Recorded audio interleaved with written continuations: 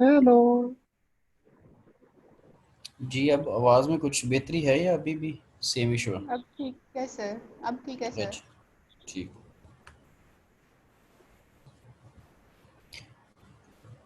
अच्छा जी, तो हम डिस्कस ये कर रहे थे कि हमें ट्रांजिएंट रिस्पांस को इम्प्रूव करना है और सर उसके स्क्रीन लिए शेयर कर दें।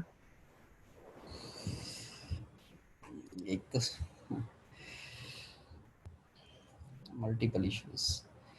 ओके जी, सो हम ये डिस्कस कर रहे थे कि ट्रांजिएंट रिस्पांस को अगर इम्प्रूव करना है तो हम उसके लिए डेरिवेटिव यूज़ कर लेते हैं।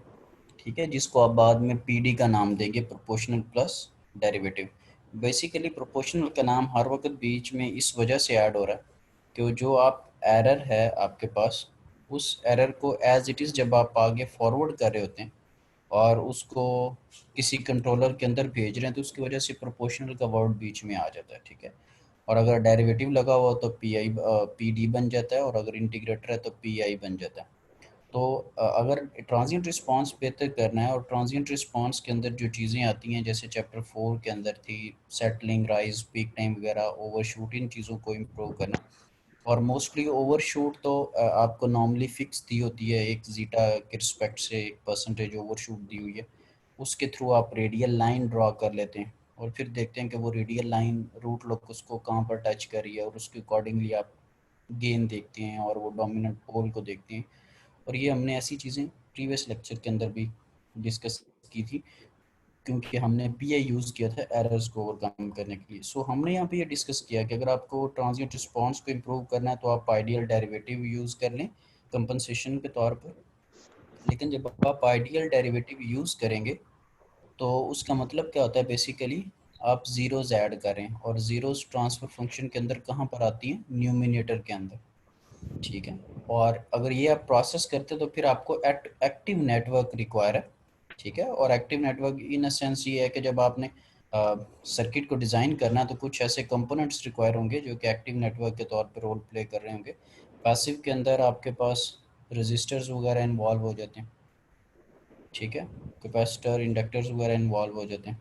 और एक्टिव के अंदर नॉर्मली आपके पास जैसे एम्पलीफायर्स हैं, डायोड्स वगैरह हैं। ठीक है, सो यहाँ पर क्या है, जो मेन इशू था बेसिकली वो ये है कि नॉइज़ी प्रोसेस होता है। जब आप डिफ्रेंशिएशन करते हैं तो नॉइज़ी प्रोसेस होता है, नो डाउट कि उसकी मैग्नीट्यूड तो कम है लेकिन फ्रीक्वेंसी काफ़ी हाई होती। तो ये जो नॉइज़ है, जो अनवांटेड सिग्नल है, जब आपने अपने ओरिजिनल सिग्नल पे कोई भी प्रोसेस करना है तो फोर्सफुली अनवांटेड सिग्नल के ऊपर भी वही प्रोसेस हो जाएगा। और शायद सिग्नल सिस्टम का आपने कोर्स भी स्टडी किया, तो जो अनवांटेड सिग्नल है उसके साथ भी वही सारा मैकेनिज्म हो रहा होगा, जो कि हम नहीं चाहते। खैर, ये that is one of the issue कि अगर आप आइडियल उसको ले रहे हैं। सो इसी चीज़ के अंदर एक सेकंड टेक्निक है, और सेकंड टेक्निक का ये मतलब नहीं है कि हम डेरिवेटिव के अलावा कोई चीज़ यूज़ करें। टेक्निक यही है, चीज़ें यही यूज़ करें, लेकिन वो प्योर डिफरेंशिएटर नहीं होगा। यानी कि प्योरली ज़ीरो जो है वो ओरिजिन पे नहीं पड़ी होगी। जैसे आप प्योर इंटीग्रेटर में क्या करते थे कि पोल को ज़ीरो पे रखते थे, तो वैसा प्योर मैकेनिज्म नहीं होगा, लेकिन होगी चीज़ वही। तो सेकंड टेक्निक क्या है, does not use pure differentiation, instead it approximates differentiators. तो जो अप्रॉक्सीमेट डिफरेंशिएटर का मतलब आप सम हाउ ओरिजिन के करीब जो ज़ीरो है उनको ज़ीरो के करीब करीब प्लेस करें विद द पैसिव नेटवर्क। तो इसमें पैसिव नेटवर्क आ जाता है, उसके अंदर आप क्या करते हैं, adding a zeros, zeros add करें फॉरवर्ड ट्रांसफर फंक्शन के अंदर। और ज़ीरो, ये जो ज़ीरोज़ ऐड कर रहे हैं न्यूमिनेटर्स के अंदर, तो ये ज़ीरो अप्रॉक्सीमेट्स प्योर डिफरेंशिएशन। तो ये आप just you are going to approximate कि ये वैसे ही है जैसे प्योरली आप डिफरेंशिएट कर रहे हैं। जैसे आप इंटीग्रेटर के केस में पोल को बिल्कुल ओरिजिन पे नहीं लेते थे, आप पोल को ओरिजिन के करीब किसी पॉइंट पे ले लेते थे। हमने एक एग्जांपल भी की थी लास्ट टाइम, जिसमें दिखाते हैं कि हमने एक एग्जांपल के तौर पे हमने डिस्कस किया था कि हमने पोल और जीरोस, ये आपके पास एग्जांपल थी। तो उसमें आपने ज़ीरो को 0.11 के करीब लिया और पोल जो था वो 0.01 था। तो ये आप कोई ना कोई ऐसा मैकेनिज्म करते हैं कि ओरिजिन के बिल्कुल ऊपर ओरिजिन के करीब होता है। और बिल्कुल ओरिजिन वाली जो चीज़ थी वो प्रीवियस लेक्चर के अंदर मैंने आपको चैप्टर नंबर 7 जो था उसके जब न्यूमेरिकल दिखाए थे दो एरर्स को बताने के लिए, तो उसके अंदर प्योरली जो था वो मैंने आपको बताया था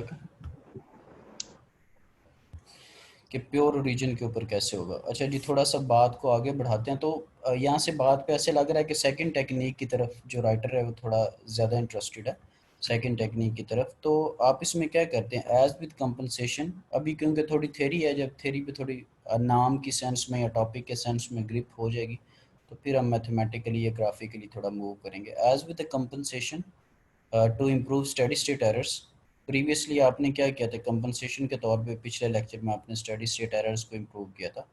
सेम अब हम क्या करते हैं कि वो इंट्रोड्यूस नेम्स, अब थ्योरेटिकली जो उनके नाम उनकी तरफ आते हैं, associated with the implementation of the compensators, we call N, जो आइडियल डेरिवेटिव है उस कंपनसेटर को you are going to call proportional plus derivative, यानी कि जो आप आइडियल डेरिवेटिव यूज़ करते हैं उसको आप क्या कह रहे हैं, proportional plus derivative, PD controller आप उसको कह रहे हैं। ठीक है, और यहाँ पे वजह भी बताई हुई है कि आप क्यों उसको पीडी कहते हैं। consist of feeding the error proportional plus the derivative of the error forward to the plant। क्योंकि आपको पता है प्लांट, एक प्लांट की टर्म जो है कंट्रोल सिस्टम के अंदर, ये एक जेनेरिक टर्म है। प्लांट के जगह पर डीसी मोटर हो सकता है, प्लांट की जगह पे अनमैन्ड व्हीकल हो सकती है आपकी सीपी की केस में, यहाँ पर कोई रेफ्रिजरेंट सिस्टम हो सकता है टेम्परेचर कंट्रोलिंग के सेंस में। तो प्लांट से पहले आप अपना जो एरर रिमूव करने के लिए या अपनी स्पेसिफिकेशंस को इम्प्रूव करने के लिए कंट्रोलर लगाते हैं। तो इसलिए ये लिखा हुआ है consisting of feeding the error proportional plus the derivative of the error forward to the plant. तो जो सेकंड टेक्निक है उसको अगर आप यूज़ करते हैं, यानी कि जिसमें आप प्योर डिफरेंशिएटर नहीं यूज़ करें, जो ज़ीरो है वो ओरिजिन के करीब करीब है, तो इसी चीज़ को आप लीड कंपनसेटर कह देते हैं। ठीक है, जैसे प्रीवियस को आप क्या कह रहे थे, पोल ओरिजिन के करीब लेके आप उसको लैग कंपनसेटर कह रहे थे, तो यहाँ पर लीड कंपनसेटर आप उसको कह देते हैं। तो पीडी के अंदर लीड कंपनसेटर का कॉन्सेप्ट, पीआई के अंदर लैग कंपनसेटर का कॉन्सेप्ट, और अगर ये सारी चीज़ों को मिला देते हैं, पी आई और पी डी मिला के अगर आप लेट से यूज़ कर रहे हैं, तो ये पी ए डी बन जाएगा यही। और यही टर्म्स फिर लीड लैग कंपनसेटर के तौर पे आ जाएंगे। अलग-अलग देखेंगे तो टॉपिक अलग-अलग हैं, क्योंकि यहाँ पर अगर आप देखें, यहाँ पर एक दफ़ा अगर स्टॉप करें, क्योंकि पी आई डी से नेक्स्ट डिस्कशन है, अभी हमने पी डी को करना है डिस्कस।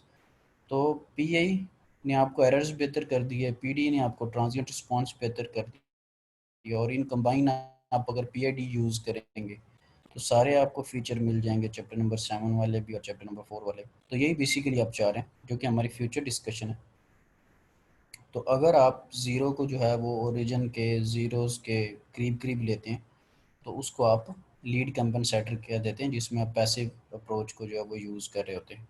क्योंकि प्योर अगर आप यूज़ करते हैं तो वो नॉइज़ी प्रोसेस है, और एक्टिव आपको कंपोनेंट्स चाहिए तो वो आप यूज़ फिर नहीं कर रहे होते। So, and we use the name lead compensator when the cascade compensator does not employ pure differentiation। तो प्योर डिफरेंशिएशन नहीं है, प्योरली वो ज़ीरो के ऊपर नहीं है, यानी कि ज़ीरो एट ज़ीरो नहीं है। ये लेट से इस तरह का, फॉर एग्जांपल अगर कंपनसेटर के आपके तौर पे आप यूज़ कर रहे हैं, ठीक है, तो एस प्लस जी सी का मतलब है कि एक ज़ीरो है, सी बेसिकली आप कंपनसेशन के लिए यूज़ कर रहे हैं, और जी के साथ भी सी है कि ये transfer function of the compensator. ये भी देखेंगे अभी, प्रीवियस भी जो लेक्चर था उसके अंदर भी मैंने आपको बताया था कि हमने कंपनसेटर के तौर पे एक ज़ीरो और एक पोल को जो है वो ऐड किया था। तो ये बेसिकली जो एस इन्वॉल्व हो रहा है न्यूमिनेटर के अंदर, इसको आप रिप्रेजेंट करेंगे, दैट इज़ अ डेरिवेटिव। तो अगर आप सिंपल एस लिख देते हैं तो that will be the pure differentiator, और अगर एस प्लस जी सी करें तो हो सकता है कि ये एस प्लस जी सी करने का मतलब ये है कि एस प्लस जी सी को जब आप ज़ीरो करेंगे तो s is equal to minus c. तो माइनस ई का मतलब ये है कि कोई भी ज़ीरो जो है वो आपके पास पड़ी हुई है नेगेटिव हाफ प्लेन पे, लेफ़्ट हाफ प्लेन के ऊपर। तो ये जो चीज़ है इसको आप पीडी कंट्रोलर का नाम दे रहे हैं। अब थोड़ा सा ग्राफिकली हम लेक्चर को जो थोड़ा ना ग्राफ्स वगैरह के थ्रू थोड़ा सा देखने की कोशिश करते हैं। उसने क्या अब we are going to show that कि ये जो आपने डेरिवेटिव यूज़ किया ना ये रिस्पांस को स्पीड अप करेगा। अब ये जो टर्म्स हैं उसके बारे में हमें क्लियर होना चाहिए। Speed up of the response का मतलब यही है कि ये ट्रांजिएंट रिस्पांस को बेहतर करेगा, और उसमें फर्दर स्पीड अप का मतलब ये है कि लेट से उसका सेटलिंग, राइज, पीक वगैरह इन चीज़ों को इम्प्रूव करना आपने। तो फिगर 9.15 के अंदर उसने 3-4 डिफरेंट केसेस लिए हैं, उसको हम अभी डिस्कस करते हैं।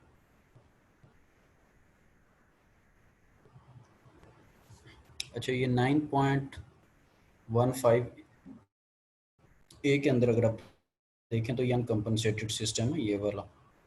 इसके अंदर क्या है आपके पास कि एक ओपन ओपन लूप पोल पोल जो है वो -1 पे पड़ा है, -2 पे पड़ा है, ठीक है, और -5 के ऊपर पड़ा हुआ।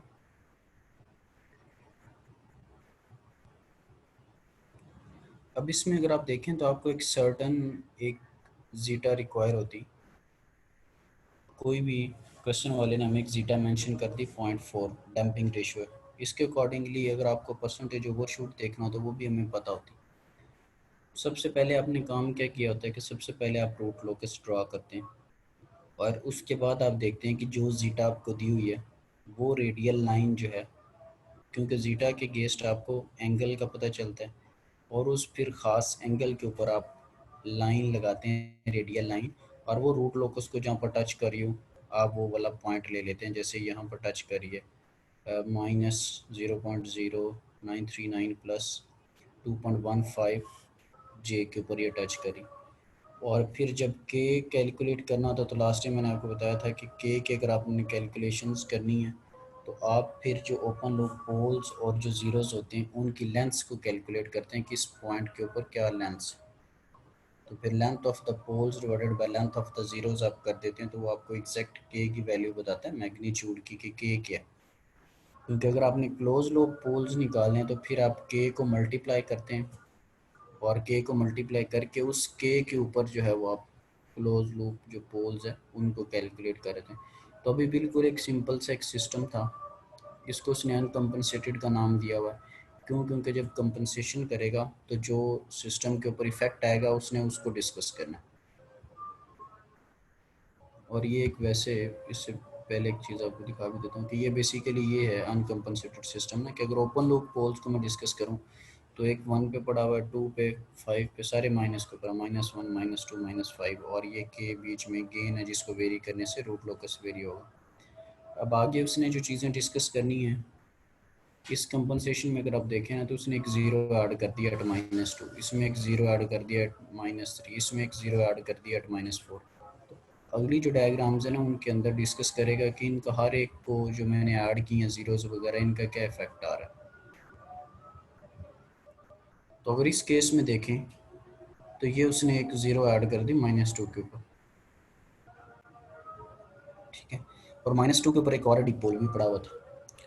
तो ये जो -1 वाला पोल है वो चलना शुरू हुआ, -2 के ऊपर ज़ीरो थी, यहाँ पर आके एंड हो गया, और -2 का जो पोल है और -5 का जो पोल है ये एक दूसरे से अवे जाने लगे, और इनका ट्रांसफ़र फंक्शन ये इनका जो रूट लोकस है वो एक पॉइंट एक स्पेसिफिक पॉइंट पे ब्रेक हुआ और वो ऊपर को जाने लग गया और ये नीचे को आने लग गया। तो -2 और -5 वाले पोल्स एक दूसरे से अवे जाके ब्रेक हो रहे हैं। -1 वाला जो पोल है वो -2 वाली जो ज़ीरो आपने ऐड किया खुद से कंपनसेशन के तौर पे, यानी कि s प्लस जो 2 आपने किया, तो ये फिर रेडियल लाइन इस रूट लोकस को जहाँ पर टच करी है वो पॉइंट आपके सामने आ गया -3 प्लस 6.8 जे। फिर अगेन इसका अगर के फाइंड आउट करना है तो इसका के डिफरेंट होगा, फिर आप इस पॉइंट के ऊपर देखेंगे, ये जो टच पॉइंट कर रहा है इस पॉइंट के ऊपर देख लेंथ्स कैलकुलेट करेंगे कि इस पॉइंट से बाकी पोल्स और बाकी ज़ीरोज़ का फासला कितना है। तो वो जो लेंथ्स होंगी उन लेंथ्स को फिर आप length of the pole divided by length of the zeros करेंगे, जो कि चैप्टर नंबर 8 के अंदर आपने मैग्नीट्यूड के को कैलकुलेट करने का फॉर्मूला वहाँ पे सीखा है, उसके अकॉर्डिंगली करेंगे, ठीक है। तो उसका के डेफिनेट सी बात है डिफरेंट होगा, ठीक है। अच्छा, इसमें अगर आप चीज़ देखें ये -0.09 है, ये -3 है, तो और इसमें अगर एक चीज़ ऑब्ज़र्व की जाए तो ये जो इमेजिनरी एक्सिस से पॉइंट दूर चला गया, जब आपने कंपनसेशन किया तो ये पॉइंट इमेजिनरी एक्सिस से अवे हो गया। ये जैसे ओरिजिन या इमेजिनरी एक्सिस से वाई एक्सिस से दूर हो गया। और ये जो विदाउट कंपनसेशन था वो 0.9 था, 0.9 को यूँ सपोज कर लें कि 1 ही था, और नेक्स्ट जो आपको मिला है वो 3 है। ठीक है, लेट से 1 वाला जो 33% अगर मैं उसको लूँ तो 3 वाला ऐसे समझे जैसे आप 100% पे पहुँचे, तो 1/3 चेंज तब्दीली आई है तकरीबन उसके अंदर। अब इसको ये मैं क्यों डिस्कस कर रहा हूँ कि ये 1 पे पड़ा हुआ है और ये -3 पे पड़ा है, क्योंकि आपको पता है चैप्टर नंबर 4 के अंदर आपने एक चीज़ डिस्कस की थी कि पोल्स जितना इमेजरी एक्सिस से ओरिजिन से अवे जाते जाते हैं उनका रिस्पॉन्स उतना फास्ट होता रहता है, और वो जितना इमेजरी एक्सिस के करीब होते हैं उनका रिस्पॉन्स उतना स्लो होता है। इस बात से एग्री करते हैं सारे?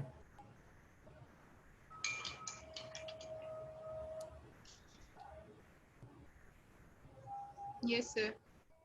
अगर आप एग्री करते हैं, ठीक है, तो इस एग्री करने का सेंस ये है कि फॉर एग्जांपल आपने कंपनसेशन की, तो कंपनसेशन करने के दौरान आपको ये यहाँ पर आइडिया हो रहा है कि आपके पास जो ट्रांजिएंट रिस्पांस है उसमें बेहतरी है, क्योंकि ट्रांजिएंट रिस्पांस क्या है, यही तो चीज़ है कि रिस्पांस स्लो हुआ है, फास्ट हुआ है, सेटलिंग टाइम क्या है, राइज टाइम क्या है। ठीक है, ये चीज़ें सारी। तो ये एक कंपनसेशन थी अभी जो आपने की है।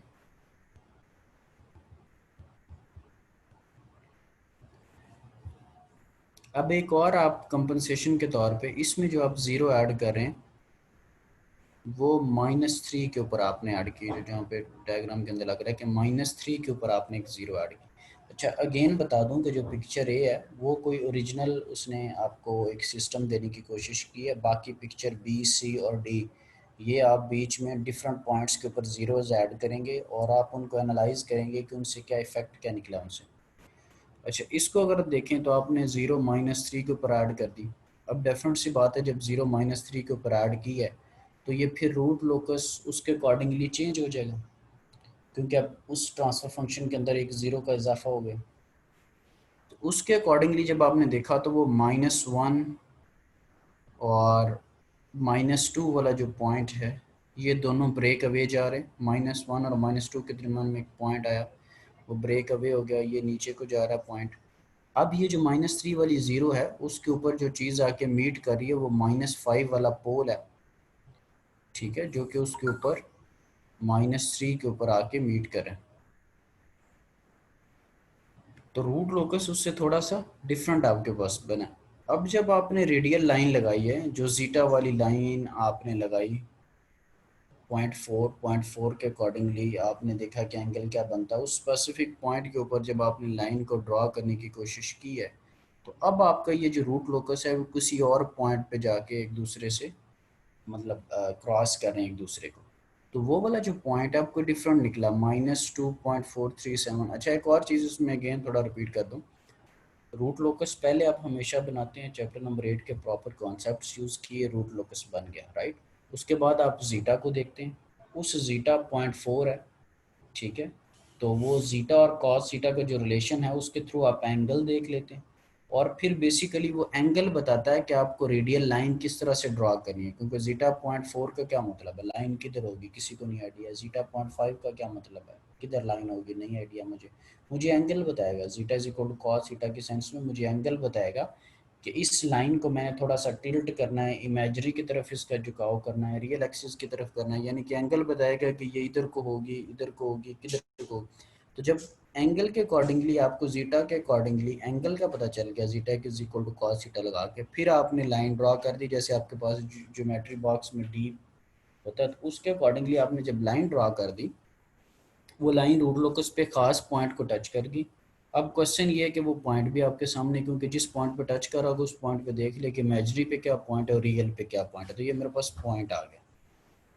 अब इस पॉइंट के साथ इशू ये है कि ये के कहाँ से आ गया, तो के फिर यस कैसे सर। आएगा कि ये जितने भी पोल्स हैं, ये जितने भी ओपन लूप पोल्स और जितनी भी ओपन लूप ज़ीरोज़ हैं, उनकी लेंथ्स को आपने कैलकुलेट करना फ्रॉम दिस पॉइंट। जैसे आपको और रूट लोकस पे जो बिल्कुल मैथमेटिक्स पे पहला एक आर्टिकल बताया था 8.1 एग्जांपल से रिलेटेड कि आप पॉइंट्स की लेंथ्स कैसे कैलकुलेट करते हो। तो जब लेंथ्स आ जाएंगी तो फिर उसका फॉर्मूला आप चैप्टर 8 में देखिएगा कि length of the poles divided by length of the zeros.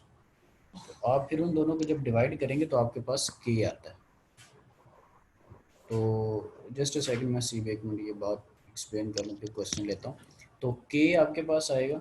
अब ये जो के आया इसके इस के को अगर आप अपने प्लांट के जो ट्रांसफर फंक्शन है उसके साथ मल्टीप्लाई करते हैं और फीडबैक को प्रॉपर सॉल्व करें और फिर देखें कि क्लोज लूप पोल्स क्या आते हैं, तो इस के ऊपर आप क्लोज लूप पोल्स भी निकाल सकते हैं। हाँ जी, क्वेश्चन है तो कोई करना। सर आवाज नहीं आ रही थी। अच्छा, तो अब एक और आपने सिस्टम लिया है, उसके अंदर ज़ीरो को आपने कहाँ पे ऐड कर दिया है, -4 के ऊपर। अब ज़ीरो -4 पे हो चुकी है, ठीक है। उसी तरह आपका -1 और -2 के दरमियान में पोल एक दूसरे से अवे जा रहे हैं। उसी तरह एक स्पेसिफिक जीटा और उस जीटा के ऊपर ये आपस में रूट लोकस जो है वो रेडियल लाइन जीटा वाली लाइन और रूट लोकस आपस में एक दूसरे को क्रॉस कर रहे हैं। तो जिस पॉइंट पे क्रॉस कर रहे होंगे वो पॉइंट आप देख लेंगे, वो अब है -1.869 और के आपके पास आ रहा है 20। अब ये जो -2.437 है, ये भी आपके पास ये जो पॉइंट है 0.9, इसको मैं 1 ही कह लेता हूँ, ये भी 1 से अवे है। ये 2.4 भी जो है वो 1 से अवे है, ये 2.4 भी 1 से अवे है और ये 1.869 भी 1 से अवे है। तो इन शॉर्ट जितने भी आपने केसेस डिस्कस किए हैं इनमें जो रियल कंपोनेंट है डोमिनेंट पोल का, जहाँ पे जीटा और रूट लोकस आपस में टच करें, तो ये जो सारे हैं ये अनकम्पनसेटेड की निस्बत इमेजनरी से दूर हैं। तो इमेजनरी से अवे होना या इमेजनरी से दूर होने का मतलब ये है कि उनका सेटलिंग टाइम बेहतर है। नो डाउट कि आपस में किसी का कम होगा, किसी का ज़्यादा होगा। जो कंपनसेटेड वाले 3 हैं उनको अभी मैंने कंपेयर नहीं किया, लेकिन अभी मैं सारों का कंपैरिजन अनकम्पनसेटेड की तरफ रख रहा हूँ कि उससे एटलीस्ट बेहतर है। तो अब तो कुछ चीज़ें हैं जो कि थ्योरेटिकली इसको डिस्कस करते हैं। इस चीज़ के बारे में तो क्लियर है ना कि कंपनसेटेड जो है वो 1, अगर उसका आंसर आ रहा है रियल कंपोनेंट का, तो अगर 1 से ज़्यादा अगर आपके पास रियल कंपोनेंट है, वो इमेजिनरी से जितना दूर चलते जाएंगे उनकी रिस्पॉन्स जो है वो उतना फास्ट होता जाएगा। ये चैप्टर 4 का खैर कॉन्सेप्ट है।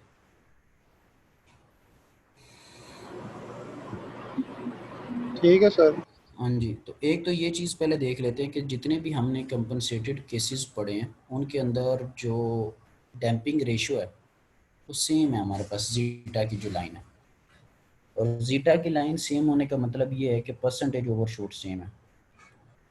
और परसेंटेज ओवरशूट सेम होने का मतलब ये है कि आप परसेंटेज ओवरशूट को चेंज नहीं कर रहे, यानी कि आप जीटा को वेरी करके अपने काम नहीं ले रहे, आप कुछ और करके अपनी सेटलिंग टाइम को बेहतर करें। ठीक है, तो इसको भी ज़रा डिस्कस करते हैं।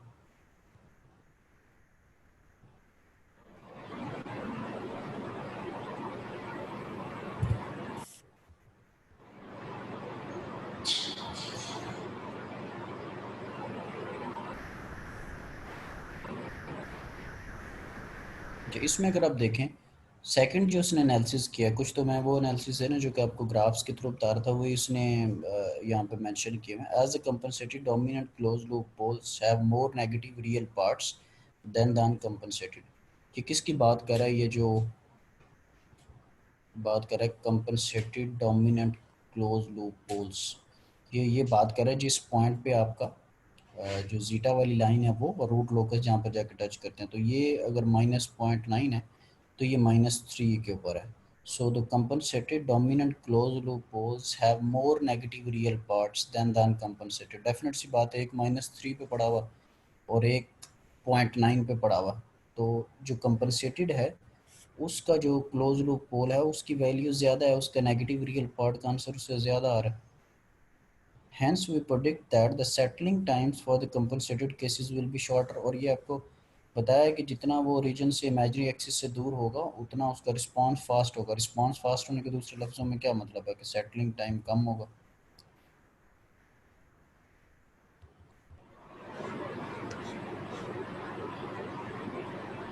सो जो compensated dominant close loop poles हैं उन सारों के जो नेगेटिव रियल पार्ट्स हैं वो ज़्यादा है कंपनसेटेड से, क्योंकि कंपनसेटेड 0.9 था, सॉरी अनकम्पनसेटेड 0.9 था, जो कंपनसेटेड आया वो -3 था, फिर एक और कंपनसेटेड आया -2.4 था, फिर एक और कंपनसेटेड आया -1.869 था। तो सारे जो कंपोनेंट क्लोज लूप पोल्स हैं उनके रियल पार्ट्स ज़्यादा हैं किससे, अनकम्पनसेटेड। तो इनका मतलब क्या है कि सारों के जो सेटलिंग टाइम्स हैं वो शॉर्टर है। और ये आपको पिक्चर बी में the system in the figure 9.15 B will have the shortest settling time. जो अब अगर इन चारों पिक्चर्स को देखें तो इसका 1.8 है, ये 2.4 है, और जो पिक्चर बी है उसका -3 पे था, क्योंकि ये सबसे ज़्यादा अवे है फ्रॉम द इमेजिनरी एक्सिस, तो इसका सेटलिंग टाइम सबसे कम होगा। ये बातों के सेंस में मुझे भी आइडिया है कि क्यों ऐसी बात करें। इसकी कैलकुलेशंस के थ्रू इसको प्रॉपर देख लेते हैं। अच्छा, फिर एक और बात है, all of the compensatory system will have smaller peak times than the uncompensated system since the imaginary parts of the compensated system are large। तो जो imaginary part हैं वो भी compensated के सेंस में उनके आंसर भी ज़्यादा हैं, जो कि J के साथ होते हैं या आयोटा जिसको आप कहते हैं। तो अगर वो इमेजिनरी कंपोनेंट ज़्यादा हैं तो आपने जब टीपी का जो कॉन्सेप्ट पढ़ा था पीक टाइम की कैलकुलेशंस, उसमें जिसका इमेजिनरी पॉइंट ज़्यादा होगा उसके पीक टाइम भी उनकी निस्बत देखना आपने, ये कि पीक टाइम के ऊपर क्या इफ़ेक्ट पड़ता है। तो पीक टाइम जो है जो आपके पास कंपनसेटेड है उनका पीक टाइम बेहतर है। पीक टाइम का फ़र्क पड़ता है इमेजिनरी कंपोनेंट की वजह से, और जो सेटलिंग टाइम है उसका फ़र्क पड़ता है रियल कंपोनेंट की वजह से। तो इसलिए सेटलिंग के ऊपर उसने रियल कंपोनेंट पर डिस्कशन की, और जब बात आई पीक टाइम की तो उसने इमेजिनरी कंपोनेंट के ऊपर डिस्कशन की। तो ये सिंपल एक क्वेश्चन था जो कि आपको गिवन था, ये जिसको मैंने अभी हाईलाइट किया, k/s+1 s+2 s+5। ये ओपन लूप के केस में आपको चीज़ें गिवन थी, ये लिखा हुआ plant and compensator. Plant and compensator का मतलब ये कि आप कोई सिस्टम भी यूज़ कर रहे हैं जिसको प्लांट का है, ठीक है, और जैसे मोटर है, अनमैन्ड व्हीकल है, रेफ्रिजरेटर का सिस्टम है, कूलिंग का कोई सिस्टम है, कोई भी जो चीज़ है वो प्लांट है। एंड कंपनसेटर, अभी आपने कोई कंपनसेटर यूज़ नहीं किया, अभी दैट इज़ अनकंपनसेटेड, राइट। तो विदाउट कंपनसेशन देखें आपने कोई भी ज़ीरोज़ ऐड नहीं की, क्योंकि हम ज़ीरो को डिस्कस कर रहे हैं, आज वाला जो टॉपिक है पीडी को डिस्कस कर रहे हैं, इसमें देखें है बीच में कंपनसेशन s+2 s+3 s+4। और अगर आप s+2 की जगह सिंपल s कर दें तो वो प्योर डिफरेंशिएटर बन जाएगा, s+3 की जगह भी s कर दें प्योर डिफरेंशिएटर, s+4 की जगह भी सिंपल s कर दें तो प्योर डिफरेंशिएटर बन जाएगा। ओके जी, अब इसमें जब डोमिनेंट पोल, ये देखिए उसने एक बात लिखी डोमिनेंट पोल्स, ये बेसिकली क्या है कि जब आपने जीटा रेडियल जो लाइन है उसको और जो आपका रूट लोकस बनता है वो जब आपस में क्रॉस कर रहे होंगे एक दूसरे को, तो जिस पॉइंट के ऊपर जाके वो टच कर रहे हैं उस पॉइंट के ऊपर ये वैल्यू है -0.939, अभी डायग्राम में आपको दिखाई थी, +2.15। ये दोबारा जाके देखते हैं,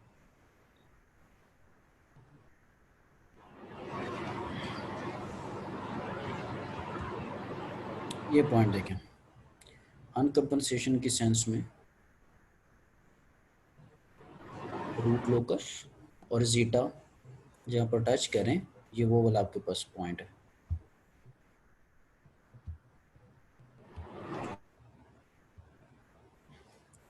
तो इसके ऊपर के का भी मैंने आपको बता दिया था कि के कैसे कैलकुलेट करना है, किस पॉइंट के ऊपर जितने भी पोल्स और जीरोज हैं उनके आपस में लेंथ्स को कैलकुलेट कर लें और वो आपको बता देगा पोल्स की लेंथ डिवाइडेड बाय जीरोज की लेंथ। और अच्छा, मुझे क्योंकि अभी मैंने इस पर कोई क्विज तो ऐसा अनाउंस ही नहीं किया, लेकिन मुझे थोड़ा सा फील होता है पढ़ाते वक्त कि रिवीजन वगैरह कोई नहीं करते, यानी कि थोड़ा काम पतला ही है। खैर चलिए, सो ये के आप कैलकुलेट कर सकते हैं जैसे पॉइंट चेंज होगा। अभी देखें आपने जीरोज ऐड कर दी, नया रूट लोकस बना, तो वो पॉइंट एक नया बना, उसके अंदर भी फिर आपने क्या किया कि पोल्स और जीरोज की लेंथ्स को कैलकुलेट किया फ्रॉम दैट पॉइंट जहाँ पे टचिंग थी।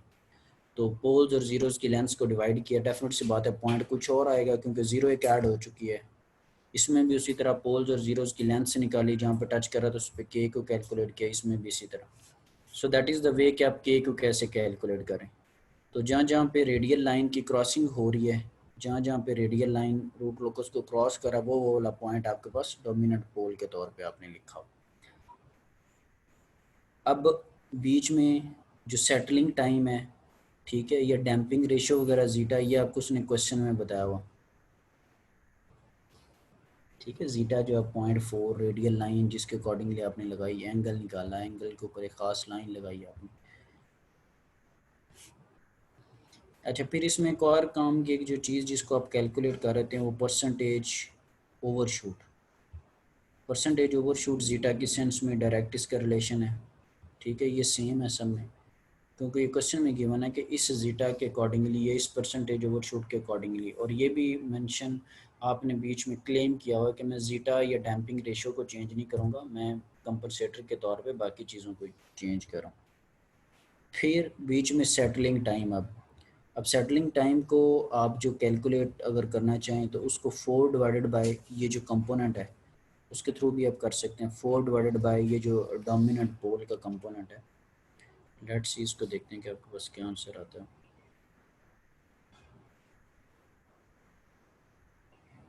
अगर आप 4 डिवाइडेड बाय ये जो रियल कंपोनेंट है डोमिनेंट पोल का -0.939, तो वो अगर आप करते हैं तो आपके पास, मेरे पास आंसर आ रहा था 4.2598, यानी कि मैथमेटिक्स की सेंस में वो 4.259 का हो जाएगा। बहुत कट रही है।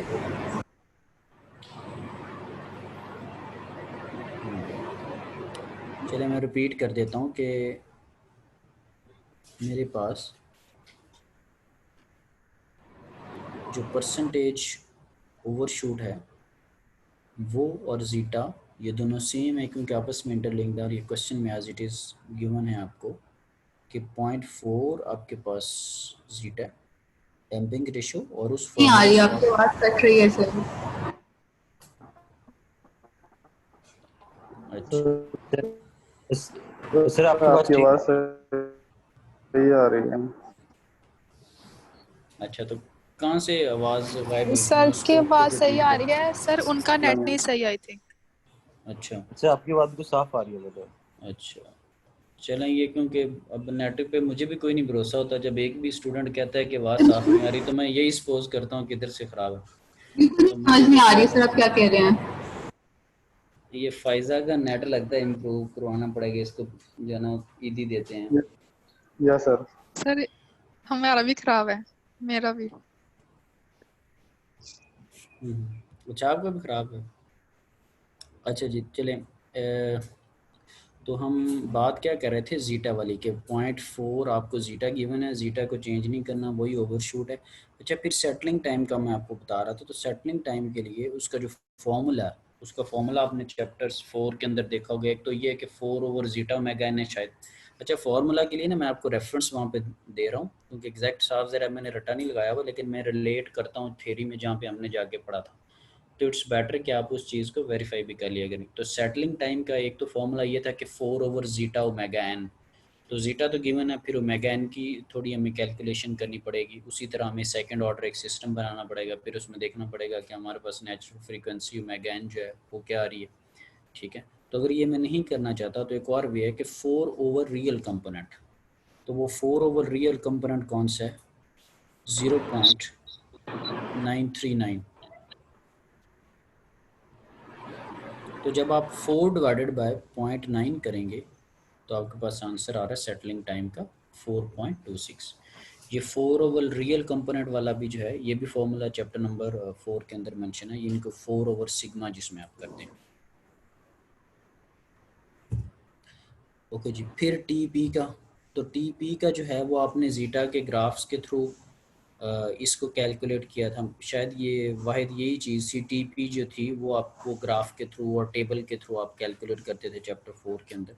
तो यहाँ पर भी आप उसी वे से करेंगे। उसमें 2-3 चीज़ों की आपको टेबल में वैल्यूज़ गिवन होती थी, आई होप सो कि ये आपको याद आ रहा होगा, क्योंकि टीपी डायरेक्ट फॉर्मूला से नहीं आता था, ये थोड़ा टेबल और ग्राफ के थ्रू आप कैलकुलेट कर। Yes, sir.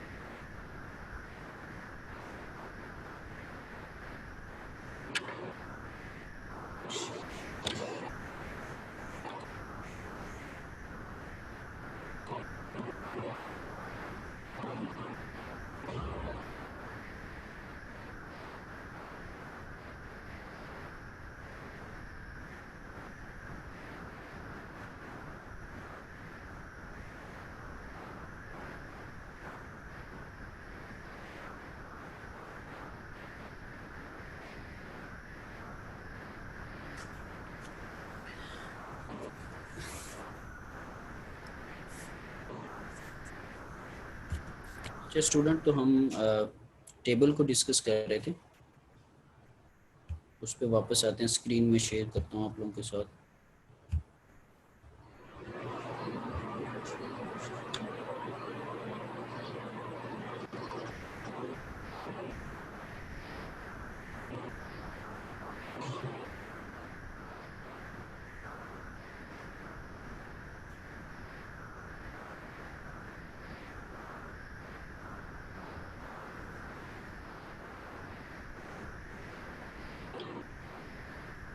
अच्छा, मैं आपसे ये डिस्कस कर रहा था कि टीपी जो था, टीपी जो वो आप कैसे कैलकुलेट करते थे चैप्टर नंबर 4 के अंदर?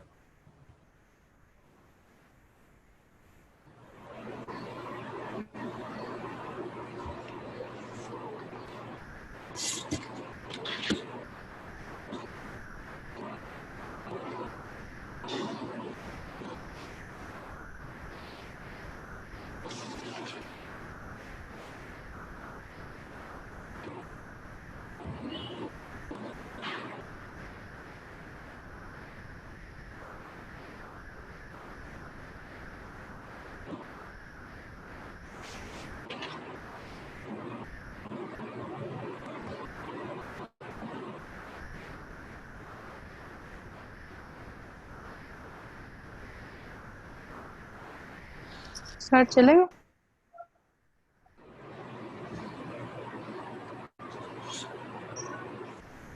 हलीमा,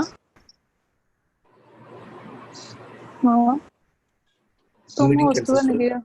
जरा ये सबको म्यूट करो, ये ऐसे बोली जा रहा है, ऐसे क्लास में डिस्टर्ब करो। सबसे पहले तो इसे म्यूट कर दो। तुम बोले, मैं जरा होस्ट से बात कर रही हूँ। हलीमा मैंने ना करी, मैं तेनू दसिया। हलीमा सर को इनवाइट करो, मेल सेंड करो सर को। मेरा ख्याल है टाइम भी खत्म हो गया, 40 तो हो गए। पढ़ तो कोई नहीं रहा, सारे सो ही रहे थे। असफन भी अभी उठा है अटेंडेंस के टाइम। इसने सोचा होगा एंड पे 2-3 लफ्ज बोल। सर को नहीं ऐड ना करना। अटेंडेंस हो गई है? सर ने सुन ले। अटेंडेंस हो गई है? 100 कट गया, सारे अटेंडेंस नहीं हुई अभी, अभी होनी है। सर अभी आए ना, टीम बता दो सबको। तभी हम कुछ बोल रहे थे। हाँ, ये डिस्कशन काफी अच्छी हो रही है, बच्चे काफी सर ताबिश कुछ क्वेश्चन कर रहा था, फिर उसने देखा कि सर तो है ही नहीं, इतना हैवी क्वेश्चन था उसका। किसका? सर ये ताबिश का, ताबिश बोलता नहीं हैवी है हैवी। अच्छा, मैग्नीट्यूड हाई थी या एंगल? सर कॉन्सेप्ट काफी हैवी था। हाँ जी जी, आप पूछ लें। ताबिश पूछो यार। आता लो पूछो तो आप शाज़र 1200 आबिश चलें ठीक है, इसका मतलब है कि वो आपसे उसने पूछना था, मेरे से नहीं पूछना था। सर आप रिकॉर्डिंग सुन लीजिएगा। अच्छा चलें ठीक है, ये भी एक बेहतर ऑप्शन है। अब तो सर के पास नहीं आई होगी रिकॉर्डिंग, फिर बाद में वो हो गई थी ना हलीमा होस्ट। अच्छा ऐसी भी है, यानी कि बाद रिकॉर्डिंग में अबूरी तौर पे होस्ट जो है वो डिफरेंट डेडिकेट हो गया था कि और बंदा होस्ट मान गया था। जी सर। हाँ हलीमा बन गई थी। सो अच्छा इतनी सही, इम्पोर्टेंट बातें की हैं स्टूडेंट्स ने उसके अंदर। चलें अच्छी बात है, वो ना आप लोग कुछ बाद में बता दीजिएगा व्हाट्सएप पे। अच्छा तो इसमें जो मैं आपको चीज़ बता रहा था ना कि टीपी जो था वो कैसे कैलकुलेट करते थे चैप्टर नंबर 4 के अंदर, इफ एनीवन रिमेंबर्स। सर वो फॉर्मूला था। सर आपकी आवाज ही नहीं आ रही। कोई बात नहीं आ आवाज आ रही रही है है, बस, समझ नहीं आ रही आप क्या बोल रहे हैं। ये तो और भी अच्छी बात है मुझसे। अच्छा तो मैं ये कह रहा हूँ कि टीपी कैसे कैलकुलेट किया था आपने। सर वो नेचुरल लॉ एलन फॉर्मूला था आई थिंक। सर फॉर्मूला था सर वो। सर सेकंड 4 पेपर ओवर में इतना थिंक नहीं फॉर्मूला ही था। टीपी का फॉर्मूला नहीं था, इसमें थोड़ा ठीक कह रहा है, उसमें आपके पास टेबल था और ग्राफ बना होता है जीटा के रिस्पेक्ट से ना। ये वाइड कैलकुलेशन थी जो आप ग्राफिक्स के थ्रू करते थे। आपके पास टेबल के 2 कॉलम्स है आपके पास, और फिर आपके पास जो था वो जीटा के अकॉर्डिंगली ग्राफ बना होता है। जो टीएस सेटलिंग टाइम है ना वो फॉर्मूला से करते हैं, उसके 2 फॉर्मूला थे, एक 4 ओवर सिग्मा वाला, सिग्मा का मतलब होता है पोर का रियल कंपोनेंट, और दूसरा सेकंड ऑर्डर में जब गए थे तो वो 4 ओवर जीटा ओमेगान था। तो ये 2 वेज थे सेटलिंग टाइम के लिए, ठीक है। तो अच्छा ये सेटलिंग टाइम का मैं आपको बता रहा था कि ये 4.26 कैसे आया, ये आप सब लोगों ने आइडिया हो गया था या नहीं हुआ था, सुन लिया था? पता नहीं बीच में सेशंस ब्रेक सर होते हैं। इसका जी बोलें। सर केक का बारह का। थोड़ा कम समझ नहीं आया सर, बाकी ये पता चल गया था ओवरशूट और अच्छा सेटलिंग टाइम। के का मैंने आपको ये बताया था कि कोई भी जब आप पॉइंट लेते हैं जो रूट लोकस और जीटा को टच कर होता है वो आपका पॉइंट होता है, ठीक है। उस पॉइंट के ऊपर फिर आप क्या करते हैं, लेट से मैं फिगर से दोबारा आपको बताता हूँ। ये पिछले चैप्टर के पिछले लेक्चर के अंदर 164 जो था ना उसकी कैलकुलेशंस मैंने आपको बताई थी कि मिसाल के तौर पे यहाँ पर जीटा, अभी स्क्रीन शेयर हुई है आपके साथ या नहीं? अच्छा इसमें आपके पास क्या है कि अगर आप लेट से देखें कि जिस पॉइंट पे आपके पास जीटा और रूट लोकस आपस में क्रॉस कर रहे होते हैं ना, वो वाला आपका जो पॉइंट है उससे आप लेंथ्स कैलकुलेट करते हैं पोल्स की और जीरोस की। तो लेंथ तो कैलकुलेट करनी आती है ना कि जो पॉइंट है उसको जो पॉइंट टच कर रहा है उससे माइनस आप कर दें, तो ये आपके पास लेंथ्स आ जाएंगी। जब डिफरेंट लेंथ्स आ जाएंगी तो lengths of the pole divided by lengths of the zeros, तो ऐसे के कैलकुलेट होता है, ठीक है सर। ठीक है। और ये मैंने एक प्रीवियस जो एग्जांपल है उसका जो प्रीवियस लेक्चर में एग्जांपल कराई थी ना उसका मैंने के कैलकुलेट किया हुआ है, तो वो मैं आपसे पिक्चर शेयर कर दूंगा, तो उसके थ्रू आपको आइडिया हो जाएगा कि लेंथ्स आपने कैसे कैलकुलेट की और फिर के कैसे कैलकुलेट किया। मैंने ठीक जो है सर। कैलकुलेट किया था वो तकरीबन 162 था और उसने जो कैलकुलेट किया था वो 164 था, तो समहाउ वो कोई 1-2 नंबर का डिफरेंस था, ठीक है। क्योंकि एग्जैक्ट फिर ग्राफ्स वगैरह हमारे पास उस तरह से सारी कैलकुलेशंस नहीं ना होती, हम फिर थोड़ा सा प्रेडिक्ट कर रहे होते हैं कि वैल्यू क्या आ रही है। तो ये तो के की बात थी। के बाद मैं आपको जो बता रहा था, के बाद मैंने आपको बताया कि ये जो जीटा है 0.4 ये क्वेश्चन के अंदर ही गिवन था आपको। उस 0.4 जीटा के अकॉर्डिंगली आपको परसेंटेज ओवरशूट भी पता है कि जीटा और परसेंटेज ओवरशूट आपस में डायरेक्टली इंटरलिंक्ड है, ये चैप्टर 4 के अंदर फॉर्मूलाज हैं, तो आप वो परसेंटेज ओवरशूट भी निकाल सकते हैं। फिर सेटलिंग टाइम जो को 4 ओवर जीटा मैगन भी आप कर सकते हैं और 4 ओवर सिग्मा। अब 4 ओवर सिग्मा क्या है, सिग्मा होता है रियल कंपोनेंट, तो 4 ओवर 0.9 अगर आप करें तो आपके पास 4.26 आ जाएगा। तो ऐसे आप सेटलिंग टाइम भी कर सकते हैं। इसका जो सेटलिंग टाइम है 4 ओवर 3 अगर करें तो वो 1.3 आ जाएगा। इसका 4 ओवर 2.4 करें वो आपके पास आ जाएगा। इसका 4 ओवर 1.869 करें वो आ जाएगा। तो सबसे जो सेटलिंग टाइम कम है ना वो ये कंपनसेशन वीक है, उसके बाद टीपी जो आपने कैलकुलेट करना है वो ग्राफ्स और वो जो टेबल दिया वो उसके थ्रू आप उसको कैलकुलेट करें। फिर उसके बाद ये केपी के आई के डी वगैरह कॉन्स्टेंट्स की, अच्छा सॉरी ये बल्कि दूसरा केपी, ये आपके पास स्टैटिक एरर कांस्टेंट का, मैं समझ रहा था कि शायद उसने पीआईडी कंट्रोलर के कांस्टेंट्स की वैल्यू लिखी। तो ये केपी जो आर्टिकल 7.3 है 7 चैप्टर का स्टैटिक एरर कांस्टेंट्स, जैसे आप केपी कैलकुलेट करते हैं और फिर केपी के बाद आप एरर ऑफ इन्फिनिटी कैलकुलेट करते हैं। तो अगर आपको केपी वाले मेथड से नहीं करना तो पहले 2 आर्टिकल्स आप 7वें चैप्टर के देखेंगे, उनके थ्रू एरर्स कैसे कैलकुलेट करते हैं, और अगर आपको केपी के थ्रू करना है तो फिर आप 7 चैप्टर का आर्टिकल 7.3 देखेंगे बीच में। ये पिछले शायद 1-2 लेक्चर्स के अंदर मैंने किसी 1-2 न्यूमेरिकल्स में थोड़ा क्विक वे में किया भी है कि आप केपी या एरर्स कैसे कैलकुलेट करते हैं। डिटेल के अंदर हमने चैप्टर नंबर 7 के अंदर किया, लेकिन पिछले किसी 1-आधे लेक्चर में मुझे अच्छी तरह याद है, ये भी मैंने रिसेंटली करवाया भी है।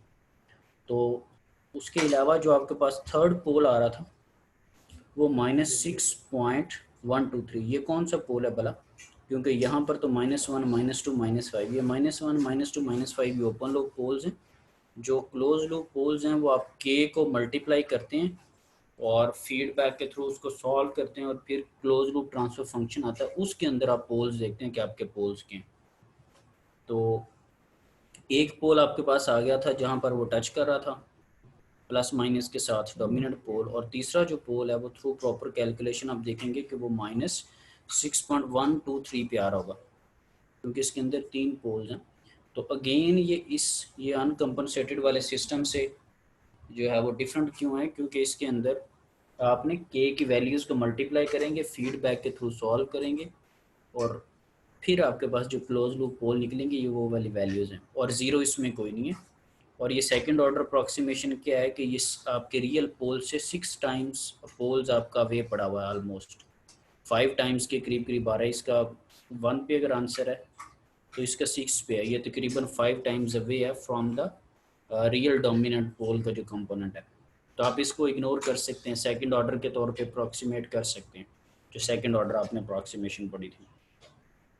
फिर इसी तरह इसका -3 पे टचिंग हो रही है जीटा और रूट लोकस की, फिर उसके अकॉर्डिंगली जीटा 0.47 में कांस्टेंट है, परसेंटेज ओवरशूट भी कांस्टेंट है क्वेश्चन के अंदर।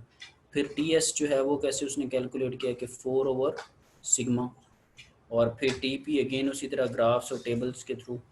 केपी ये एरर है, स्टैटिक एरर कांस्टेंट है, और इसमें देखें कि इसमें जो आपके पास एरर है वो भी थोड़ा रिड्यूस हो गया है, लेकिन ये अनइंटेंशनली है, यानी कि आ तो बेहतरी गई है लेकिन इसका कोई ख़ास बेनिफिट नहीं है कि पीडी एरर्स को भी रिमूव कर दे। पीडी एरर्स के ऊपर कोई ख़ास डिफरेंस नहीं डालता, लेकिन यहाँ पर बुक वाले ने मेंशन भी किया है कि आपके पीडी पे जो है वो पीडी ने एरर्स को भी थोड़ा बेहतर किया, लेकिन खैर उतना बेहतर नहीं। तो यहाँ पर देखें, इसको भी देखें, ये एरर्स भी जो है ना वो अनकम्पनसेटेड वाले से बेहतर है। अब इसके थर्ड पोल, अच्छा एक और चीज़ है, थोड़ा सा गौर से आपने चीज़ों को खुद भी ऑब्जर्व करना होता है कि चीज़ें हो क्या रही हैं। ये लेट से थर्ड पोल पे देखें ना तो नाना लिखा हुआ, उसका इशू क्या है, क्योंकि ये +2 और +2 ये दोनों पोल जीरो पोल्स कैंसिलेशन के थ्रू एक दूसरे को कैंसिल आउट भी कर रहे होंगे, ठीक है। +2 और +2 हो सकता है कि थर्ड जो पोल है उसको कैंसिल आउट कर रहे हो, +2 दोनों एक दूसरे को, जीरो पोल्स कैंसिलेशन का जो चौथे चैप्टर में आपने कॉन्सेप्ट पढ़ा था, जिसमें आप देखते थे कि दोनों की पार्शियल फ्रैक्शन करके जो रेजिड्यूल वैल्यू है वो बड़ी करीब करीब आ रही हो। वहाँ पे लिखा भी हुआ था, 1-2 क्वेश्चंस भी थे कि जीरो पोल कैंसिलेशन हो सकती है या नहीं हो सकती, आप अप्रॉक्सीमेट करते थे, ठीक है। अब इसमें जी ये थर्ड पोल का नहीं समझ लगा, ये कैसे आया? थर्ड पोल पहले कॉलम का नहीं समझ लगा या दूसरे पोल की बात करें? सर ये पहले का ही। पहले गई एक तो ये है कि अब बताने भी लगा हूँ, और चैप्टर 8 और 9 को बच्चे रिवाइज भी करना है। ये इसका एक पूरा CL है, इसके ऊपर क्वेश्चन भी आने हैं। अगर आप राम स्कूल से बाकी क्लास के लिए भी कह रहा हूँ कि एंजॉय ना करें, ये चैप्टर 8, 9 को डेफिनेट सी बात है पढ़ा रहे हैं, तो इसको असेस भी हमने करना है। अच्छा जी, तो ये पोल्स का क्या मैंने आपको बताया कि ये जो आपके पास प्लांट या कंपनसेटर होते हैं ये सिंपल GFS होते हैं, ये क्लोज लूप ट्रांसफर फंक्शन आपने लिखे होते हैं। आपको पता है रूट लोकस के अंदर आप जो फॉरवर्ड ट्रांसफर फंक्शन होता है उसको आप यूज़ करते हैं, आप पूरी फीडबैक सॉल्व करके क्वेश्चन को सॉल्व नहीं करते, ठीक है, तो आप क्या करेंगे कि आपके पास जो आपका क्वेश्चन है उसके अंदर आप के की वैल्यू प्लग इन करेंगे और के की वैल्यू पुट करने के बाद आप फीडबैक को मुकम्मल तौर पर सॉल्व करेंगे। सॉल्व करके क्लोज लूप जो ट्रांसफर फंक्शन होगा जो उसके पोल्स होंगे, ये उसका थर्ड पोल है -6.123, क्योंकि जो ओपन लूप पोल्स हैं वो तो आपके पास -1, -2 और -5 हैं। तो आप ये अपने ओपन लूप को फीडबैक के थ्रू सॉल्व करके के की वैल्यू पुट करके जो final close loop transfer function आएगा उसका जो तीसरा पोल है ये वो चीज़। ठीक है, ठीक है। अब जब आपके पास ये सेकंड कॉलम में +2 पोल और 0 आपस में कैंसिल हो जाएंगे तो उसकी जगह आपने लिखा हुआ नन, क्योंकि उसमें थर्ड पोल नहीं, और 0 की जगह भी नन लिखा क्योंकि इन दोनों ने आपस में एक दूसरे को कैंसिल आउट कर दिया। ठीक है, और इसमें अप्रॉक्सीमेट करने की ज़रूरत ही नहीं रही, एक 0 ने एक पोल को ख़त्म कर दिया तो ये वैसे ही प्योरली सेकंड ऑर्डर बन गया। 3 पोल थे और एक 0 थी, पोल और 0 कैंसिल हो गए, एक एक चीज़ बीच में से कम होगी तो ये रही सेकंड ऑर्डर गया, इसलिए प्योर सेकंड ऑर्डर लिखा हुआ, अप्रॉक्सीमेट करने से नहीं हुआ। अच्छा, इसमें अगर आप देखें अब इनके भी उसी तरह इसमें +3 पे आपने एक 0 ऐड कर दी, उसके इफेक्ट को यहाँ पे आपने डिस्कस किया हुआ। फिर यहाँ पर आपने +4 के ऊपर एक 0 ऐड कर दिया, उसके इफेक्ट को आपने डिस्कस किया हुआ। इसमें अगर आप देखें तो इनके जो थर्ड पोल्स हैं, ये देखेंगे क्लोज लूप जो पोल है वो थर्ड पोल है -3.12, क्योंकि इनके आपस में कैंसिलेशन नहीं हुई। तीसरा इसका पोल भी आ रहा है और 0 भी आ रही है जो कि आपने खुद से -3 पे ऐड की। फिर इसी तरह जो -4 पे आपने 0 ऐड किया वो भी लिखी हुई है। और फिर जो पूरे को फीडबैक को सॉल्व करके by putting the value of gain के को भी पुट करके फिर जो क्लोज लूप आया वो भी उसने लिखा हुआ -4.262 के ऊपर।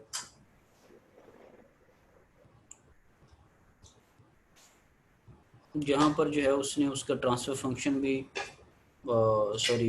ये जो है स्टेप रिस्पांस वो भी बनाने की कोशिश की है। लिखा हुआ कि 0 और -2 पे क्या आ रहा है, -3 पे, और जो 0 और पोल जो -2 पे उसने 0 ऐड किया उसका बेहतर रिस्पांस इसलिए क्योंकि वो डोमिनेंट पोल के करीब करीब है।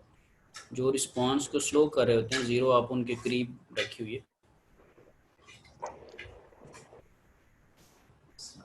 अच्छा, ये पॉइंट भी यहाँ पर मैंने डिस्कस किया था कि इसके अंदर एक तो आपका ट्रांजिएंट रिस्पांस इम्प्रूव हुआ, लेकिन एरर्स भी जो है उसने रिमूव किए हैं। एरर भी थोड़ा बहुत कम हुआ, लेकिन एरर जो है वो ये अनविलिंगली कम है। नो डाउट कि हमें यहाँ पर जो रिस्पांस हमें चाहिए था उसके साथ एरर भी साथ में कम हो गया, लेकिन हमने एरर के लिए कोई एफर्ट पुट नहीं की। ठीक है, तो ये मैंने आपको टेबल में भी दिखाया था, उसने थोड़ा सा मेंशन किया भी हुआ। लेकिन पीडी जो है वो प्रेफरेबल हमारे पास किस लिए, पीडी हम ट्रांजिएंट रिस्पांस को इम्प्रूव करने के लिए यूज़ करेंगे और पीआई जो है उसको एरर्स को रिमूव करने के लिए यूज़ करेंगे। और इनको जब मिला देंगे तो फिर हमारे पास पीआईडी बन जाएगा। तो पीआईडी के अंदर ओवरऑल जो आप चीज़ चाह रहे होते हैं वो सारी चीज़ें बीच में इन्वॉल्व हो जाएंगी। लेट्स से अगर सीपी की सेंस में तो उसमें भी यही चीज़ें थी, और अगर पीआईडी की कमांड आप यूज़ कर लेते हैं तो उसके अंदर के पी के आई के डी की वैल्यूज़ आप बीच में पीआईडी की कमांड के अंदर स्मॉल पेंसिल्स के अंदर आपने लिखी होती पीआईडी की कमांड है, इसी तरह पीआईडी और पेंसिल्स के अंदर के पी के डी। तो वो गेन्स हैं इनके प्रोपोर्शनल के और इंटीग्रल के और डेरिवेटिव के। तो कमांड भी है इसकी मैटलैब के अंदर। तो अभी अगला जो उसका टॉपिक है उसने पी आई और पी डी को मिला दिया आपस में। ठीक है, उनको आपस में कंबाइन करके लिख दिया तो वो फिर पी आई डी बन जाता है। और यही, और अगर इनको मिला दें तो ये लीड लैग कंपनसेटर भी बन जाते हैं, अगर ये प्योर इंटीग्रेटर और प्योर डिफरेंशिएटर नहीं है तो।